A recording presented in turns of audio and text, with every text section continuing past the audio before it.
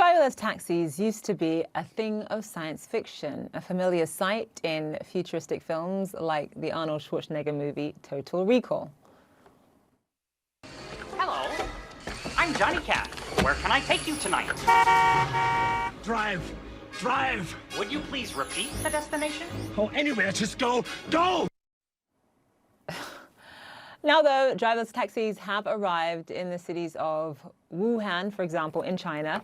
They'll be operated by the tech firm Baidu, and for now, they're restricted to set zones. For the first time anywhere in China, they'll be carrying passengers without a safety driver on board to monitor them. Baidu's permits go into effect today.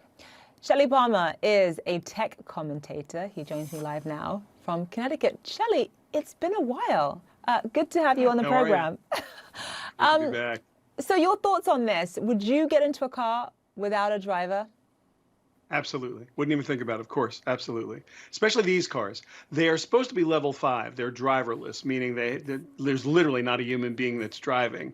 But they're in special zones. The roads are a little wider than normal, so the cars can easily navigate. And also, some of the areas of those roads have what's known as V2X, or vehicle to everything communication, where not only are you using the onboard computers in the car to steer it, but it's also sensing the world around it, because there are sensors in the side rails and the street lights and what have you. So it's a pretty safe environment, but it's a very exciting test.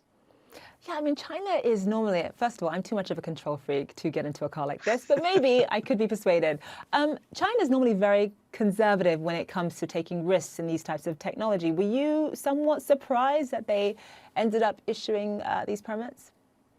No, you know, it's interesting. You're right. They generally are incredibly conservative when it comes to this kind of risk taking. But it just goes to show you how particularly safe they believe this is. There are millions of test miles that have been driven. I think we're going to learn a lot. Like, how do you clean a car, a taxi with no driver, between, let's say, someone who became motion sick in the car? Is the car, how are they going to deal with all of the real things that happen in the real world? They're going to learn a lot about this in this test, and I think it's fantastic. Yeah, so how does it compete, though, for example, with other taxi companies that do have drivers? I mean, is the idea mostly at this point through costs, by making their rides a lot cheaper than cars with drivers? So this is a race to the bottom. Right now, it's somewhere around $2 a mile to put a driver behind the wheel, and it's somewhere, call it 30 cents to have the car drive itself. There's less maintenance, there's less of everything. But everyone's going to try to do this. So if someone can do it for 30 cents a mile, someone will do it for 28 cents a mile, and down to the bottom. This is a transition we're going to see from where we are today, where companies sell cars, to access being as valuable as ownership. And then ultimately, the question is, do these automotive companies become mobility companies? Is it just about getting you from here to there? Do you need to buy a car if you can press a button and get a car? And by the way, if you use ride hailing now, like Uber or Lyft, those cars, as far as you're concerned, they drive themselves also. Well, just walk us through what this means for the future of transportation in China, but also what the rest of the world can learn from this as well.